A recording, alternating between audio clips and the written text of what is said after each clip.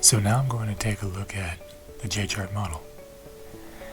I have to populate this model, so I'm going to set the symbol with a const qstring reference, store that in our str symbol.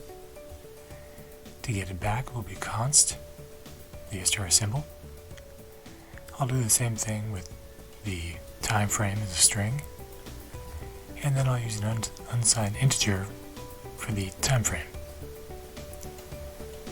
We can get the time frame as string, which will be const.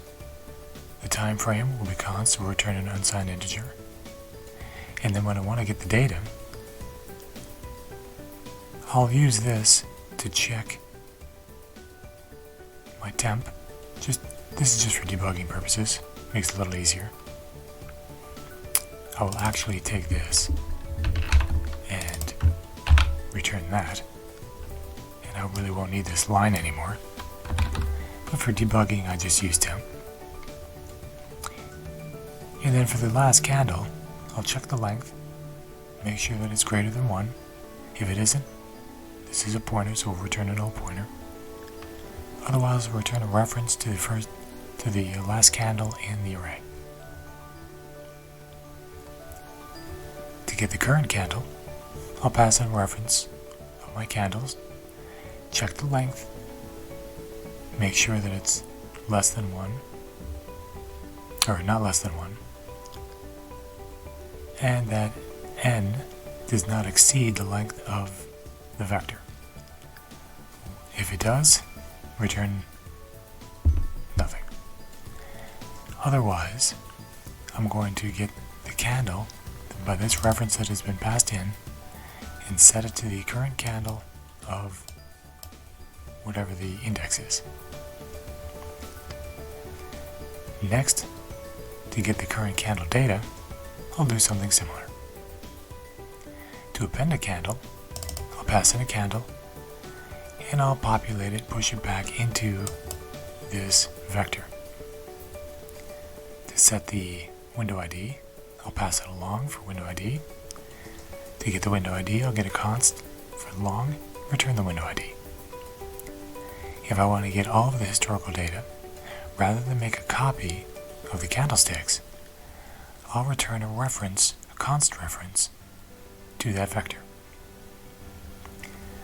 To update the historical data, I want to make sure that my window ID, they match. If they don't match, then I'll exit. Otherwise, if this candlestick has data in it, I'm going to want to clear it and then capture it again, because this update historical data is going to emit a signal that the historical data has been loaded and ready to be populated and drawn on the screen. And this will pretty much cover for now a way to get the historical data and draw my candlesticks.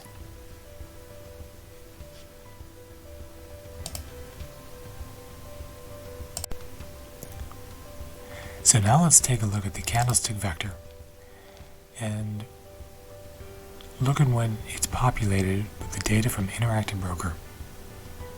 So I'll put a breakpoint here, which means it'll stop when this gets populated. So now it's populated. There are 390 items in this, so let's take a look at them.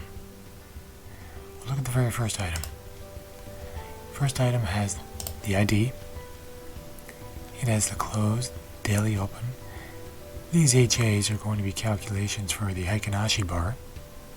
Then it has a high, a low, the moving average. At some point this will be populated as well. Our open, and the timestamp. Now notice the timestamp. The date is 9/2 at 9:30.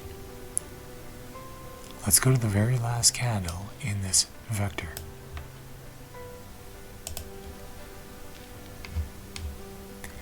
Notice the timestamp, 9/3 at 15:58, which is 3:58. So these are 2-minute bars. So the last candle in the vector is the candle on the very right-hand side of the chart.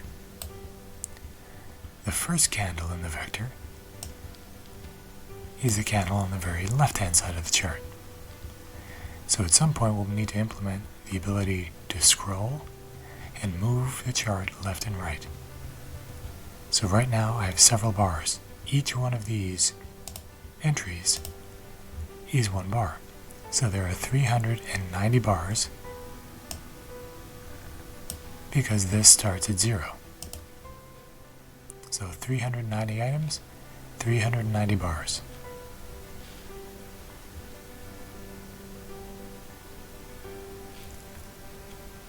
Now let's load 5-minute data.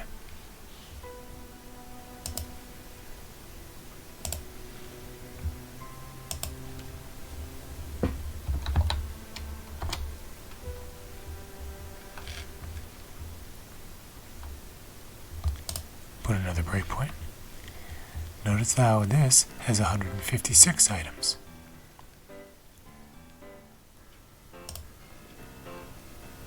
Same ID, but yet the price changed. Notice the time, 9:35. Let's look at the next bar, or 9:30. The next bar is 9:35. So these are 5-minute bars.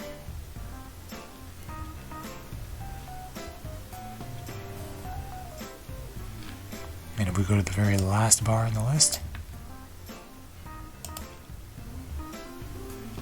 15:55. So this tells me in the first chart there were 390 bars. So that means that I'm loading less data for the 5-minute bar. So I need to make sure that I have the same number of bars that are being loaded for the 5-minute. So if I have 390 for 2-minute, I want 390 for 5-minute, 3-minute, 15-minute, hourly. I want to have the same number of bars.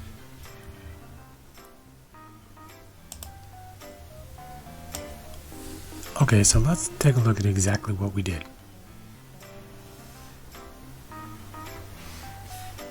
So if this represents our array, or a vector, each one of these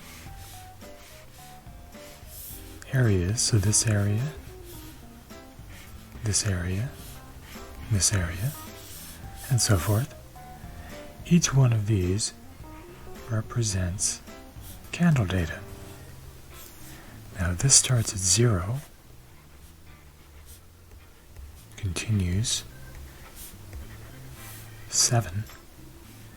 The candle data at 7 is the most recent. Here is the most recent, and 0 will be the least recent. So when we're looking at our chart, if this represents our chart, and this is time, and this is price, the most recent candle will actually be right here. The candle over here will represent 0.